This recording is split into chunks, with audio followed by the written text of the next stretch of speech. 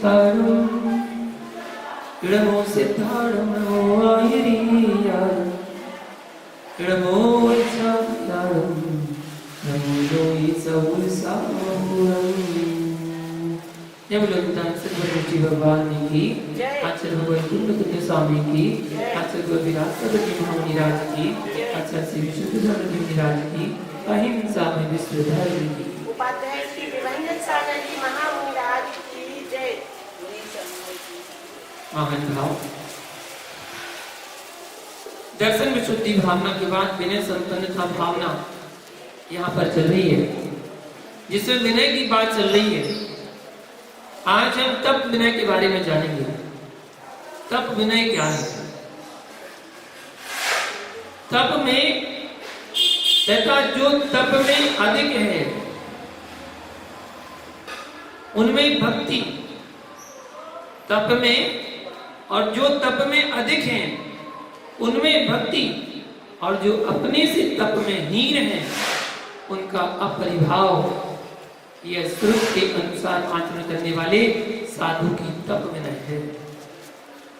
ध्यान दें, मुख की प्रसन्नता से प्रकट होने वाले आंतरिक अनुराग को भक्ति कहते हैं। तप से अधिक में और सम्यक तप में भक्ति करना, सम्यक दर्शन, सम्यक ज्ञान और संयम की अनुगत तप ही सम्यक तप है। जो तप में न्यून है उनका तिरस्कार नहीं करना। जो तपस्वी का तिरस्कार करते हैं वे अज्ञानी तप मार्ग का ही तिरस्कार करते हैं। जो साधक स्व व स्वसंग के अलावा किसी को भूतार्थ साधु के रूप में देखने की दृष्टि का ही अभाव कर बैठे हैं, वे अभिवात्सल्य गुण प्राप्त करने योग्य हैं और उन्हें स्वदृष्टि को शोधन करने की आवश्यकता है। वह चारित्र के साथ आत्म गुणों का भी लक्ष्य का होना अनिवार्य है। तन स्थिति को स्थिर करने वाला साधक बहुत हुए हैं, मन स्थिति को स्थिर करना रखना अनिवार्य है। कहीं स्व साधना का राग धर्म धर्मात्मा के प्रति होने वाले वात्सल्य गुण का अभाव तो नहीं करा रहा। इस विषय पर भी गंभीर चिंतन करने की आवश्यकता है। जितनी करुणा गौ मतलब गाय पर है उतनी करुणा गौ अर्थात वाणी जिनवाणी पर भी होनी चाहिए। मेरे निमित्त से कहीं भूतार्थ अनंत वाणी का लोप तो नहीं हो रहा। हीन साधक के प्रति भी भगवती आराधना ग्रंथ में अनादर करने को नहीं कहा। उनके प्रति भी वात्सल्य भाव बनाकर चलना। सभी की शक्ति समान नहीं होती है। हीन के प्रति उत्साह भर दे तो वह भी अच्छी साधना में लीन हो सकता है। उत्साह भाव बढ़ाना चाहिए। उत्साह शक्ति एक महान शक्ति है। हीन से हीन, दुर्बल से दुर्बल पुरुष भी यदि उत्साहवान हो जाए तो वह श्रेष्ठ से श्रेष्ठ कार्य कर सकता है। निज के अंतरंग बल को बताने वाला चाहिए। जैसे युद्ध भूमि में योद्धाओं को सेनापति वीर रस का भाषण करता है, उसे सुनते ही सुबुटों योद्धाओं की भुजाएं फड़कने लगती हैं और रणांगण में प्रवेश कर संग्राम करने लग जाते हैं। शक्ति तो योद्धाओं की ही कार्य कर रही है, पर वे भूल रहे थे निज शक्ति को, निज के वीरत्व को। उसे सेनापति के वीरत्वपूर्ण भाषण ने जागृत कराने का निमित्त बना मात्र प्रकट किया है। इसी प्रकार अनादि अविद्या के बस साधक अपनी सम्यक चर्या को भूल रहा हो, वहां श्रेष्ठ आचार्य गणों की आगम वेद सम्यक वृत्ति के प्रति शिष्यों के अंदर आदर भाव, उत्साह भाव भर देना चाहिए। मृदुल चर्या से निकालकर वीर चर्या में स्थापित कर देना चाहिए। श्रेष्ठ आचार्यों का कर्तव्य है कि वरिष्ठ गरिष्ठ ज्ञान दर्शन चारित्र में वृद्ध आचार्य भगवंतों को निज चरण निश्रा में यति सम्मेलन कराते रहना चाहिए, जिससे श्रवणाचार श्रेष्ठ स्थिति में जीवित रहे। भैया, श्रेष्ठ पुरुष के दर्शन मात्र से हीन के भावों में परिणमन होता है। विशिष्ट बात ध्यान देने योग्य है। श्रेष्ठ श्रवण आदर्श निष्प्रय वृत्ति से युक्त साधक की आगम वेद विनय भक्ति अच्छी तरह से करना चाहिए। सामान्य की अपेक्षा ऐसा क्यों? इसका कारण यह समझना, मानव प्रकृति से सम्मान चाहता है। हीनाचरण वाले का जब बहुत बहुमान नहीं होता, श्रेष्ठ आदर्श श्रवण का जब सम्मान अधिक दिखेगा, तो हीनचर्या वाला भी विचार करेगा कि ऐसा क्यों। तो उसे समझ में आ जाएगा कि भेष मात्र पूज्य नहीं है, भेष के अनुकूल श्रेष्ठ साधना पूज्य है। वह मुझे भी करना चाहिए, पर पूजा के लिए नहीं, पूज्य होने के लिए करनी चाहिए। प्रत्येक साधक का कर्तव्य है उसकी साधना में महावीर स्वामी ना हो, पर भगवान महावीर स्वामी का नमूना तो दिखना ही चाहिए। वर्तमान चर्या से अनविक्त वर्तमान की चर्या को देख ले, पर कभी जब साधक व्यवहार से विभिन्न नगरों में विहार करे, उम्र के पूर्व स्थिर नहीं ठहर जाना। जैनाचार्य एवं जैन साधुओं को उचित है कि जिन शासन को जयवंत करने हेतु श्रेष्ठ श्रवणों का नगर नगर में विहार अवश्य हो, निश्चय से निज चैतन्य भवन में विहार करें। जैन श्रवण आश्रम वासी नहीं होते हैं, वे अन्यत्र विहारी होते हैं।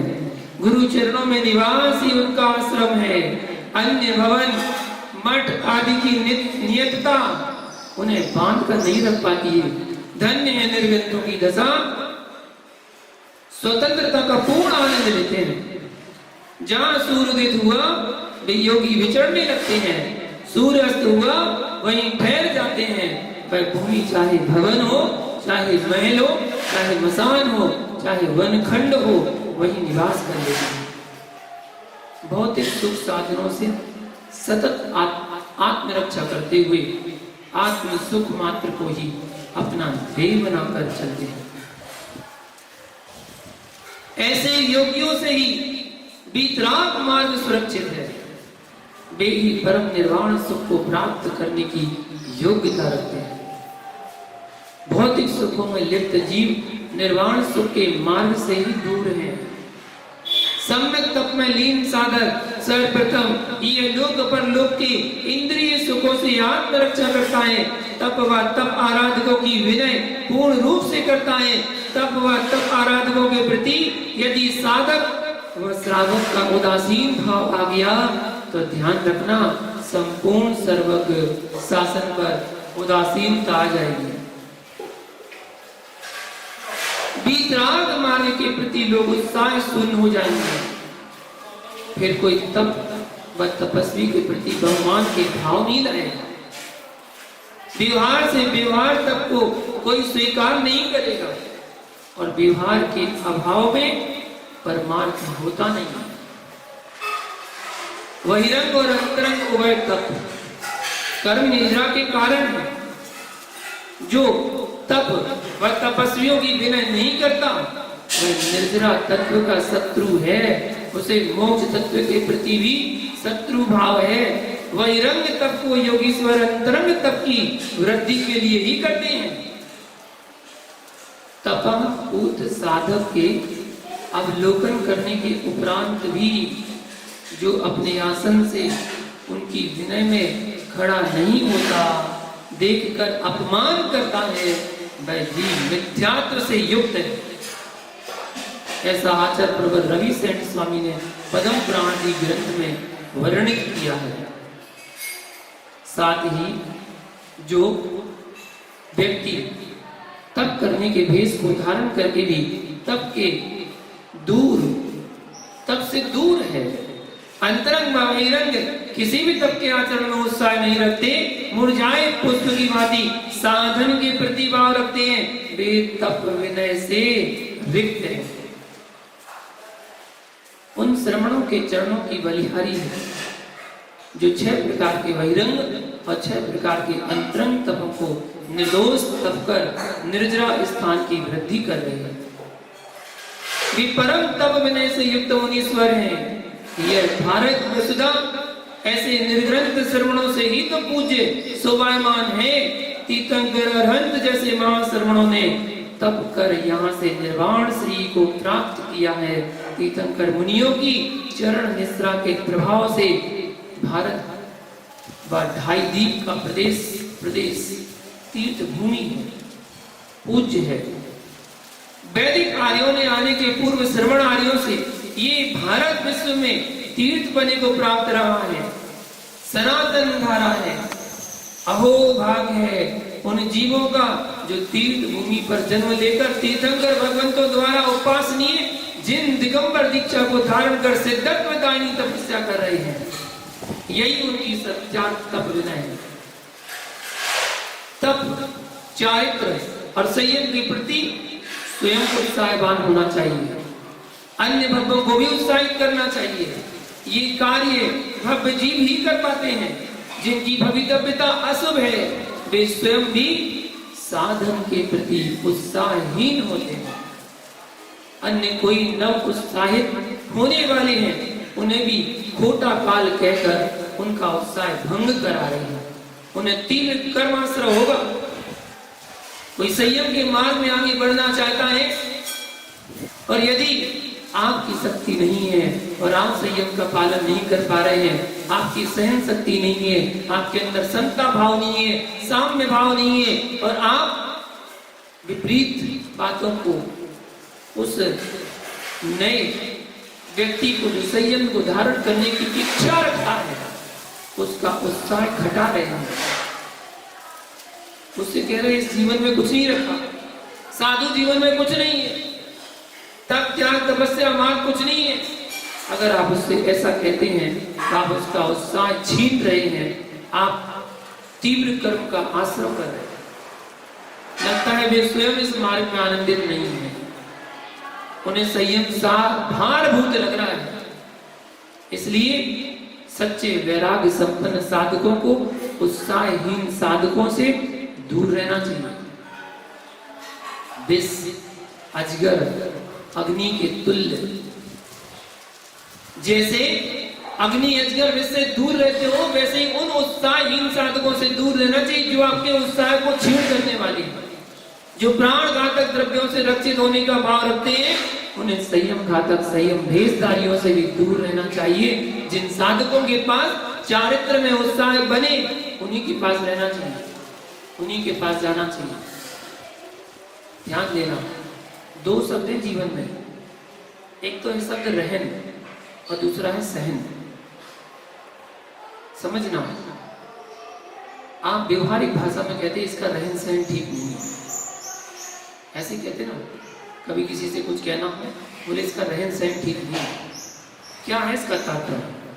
रहन मतलब होता है रहना और सहन मतलब होता है सहना। ध्यान देना, रहन मतलब होता है रहना, सहन मतलब होता है सहना। जिसको रहना आ जाता है उसको सहना आ जाता है और जिसको सहना आ जाता है उसको रहना आ जाता है। बस यही है रहन सहन। संयम के मार्ग में आए हैं, रहना सीख जाओ तो सहना सीख जाओगे और सहना सीख गए तो रहना सीख जाओगे। यही तो रहन सहन है। हम दूसरे के उत्साह को क्यों समाप्त करें? तब नवीन कर्मों का आना रोकता है, चिरकाल से संचित कर्मों की निर्जरा करता है, इंद्र चक्रवर्ती आदि की संपदा भी लाता है। सम्यक तप के अलाव से ही जन्म मरण के चक्र और दुख से भरे संसार समुद्र में भ्रमण मुझे करना पड़ा है तथा करना पड़ेगा। इस प्रकार तप के द्वारा होने वाले उपकारों को अपने में देखकर तप में अनुराग करना चाहिए। ये तप विनय है। अगली विनय बताते हैं उपचार विनय। 5वीं उपचार विनय 3 प्रकार की है, कायिक, वाचनिक और मानसिक।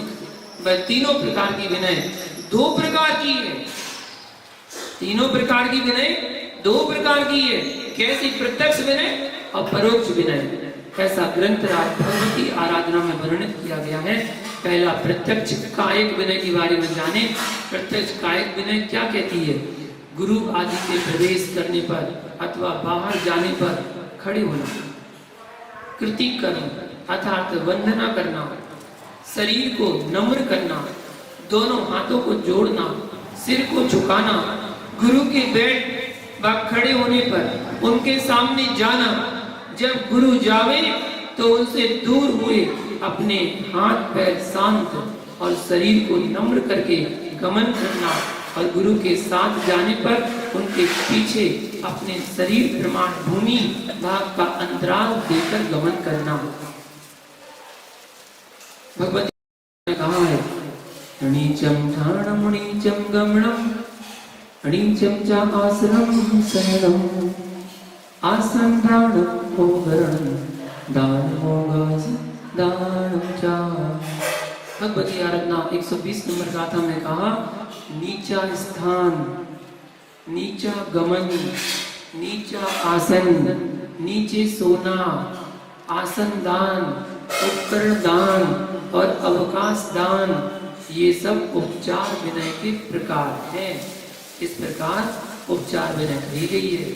गुरु के पीछे इस प्रकार से बैठे कि अपने हाथ पैर श्वास आदि से गुरु को किसी प्रकार की बाधा न पहुंचे।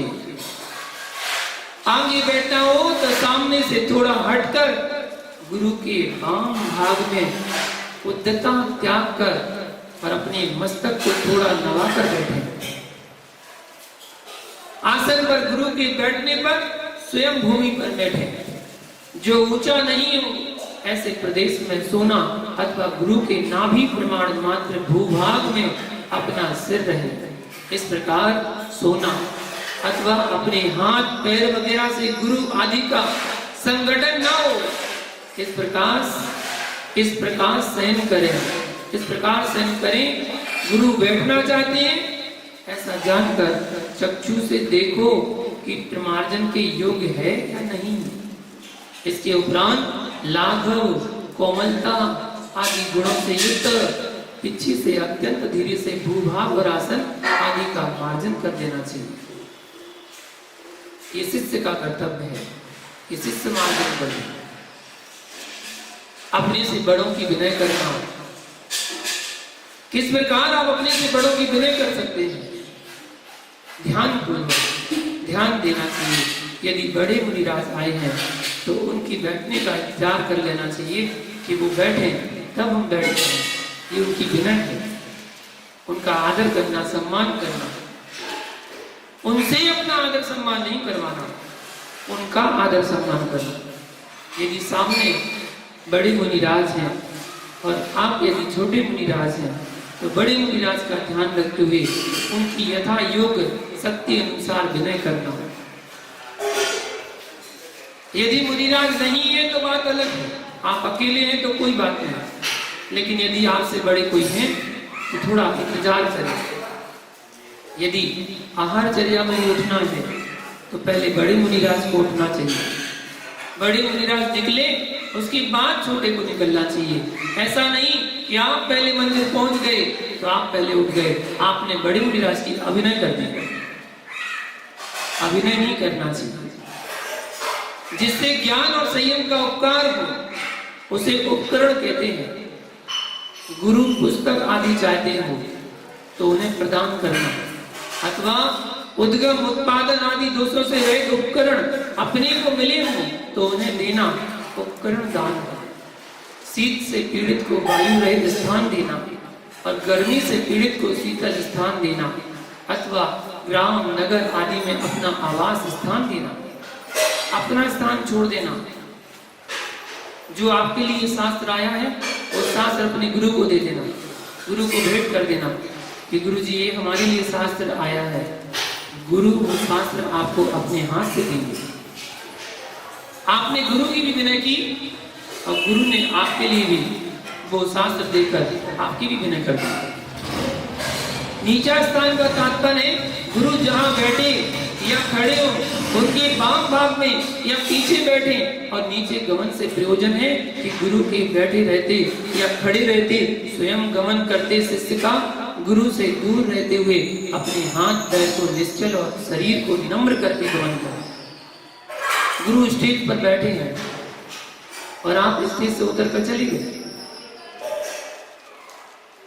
या गुरु अभी आए नहीं, स्टेज पर बैठे नहीं और आप जाकर बैठ गए, और गुरु के आने पर उनको विनय पूर्वक विनय नहीं कर रहे, वरना कि खड़े हुए, नम्रता लाना, गुरु से थोड़ा हटकर बैठे और उनकी पीछे से 3 बार उनके शरीर का प्रमार्जन करके आगंतुक जीव को किसी प्रकार की बाधा ना हो, इस प्रकार सादर अपने बल के अनुरूप जितने काल तक जितना मर्दन गुरु सह सके उतना ही मर्दन करें।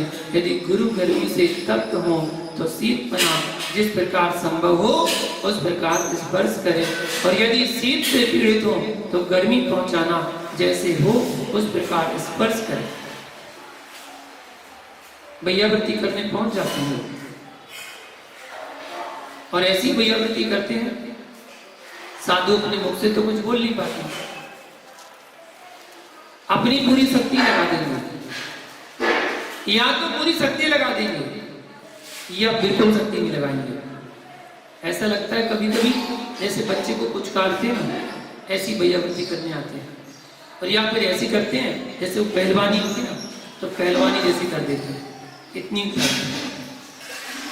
देख ले साधु कितनी आवश्यकता है और कितनी वो सहन कर सकते हैं, उतनी ही सेवा करना, ज्यादा मत करना।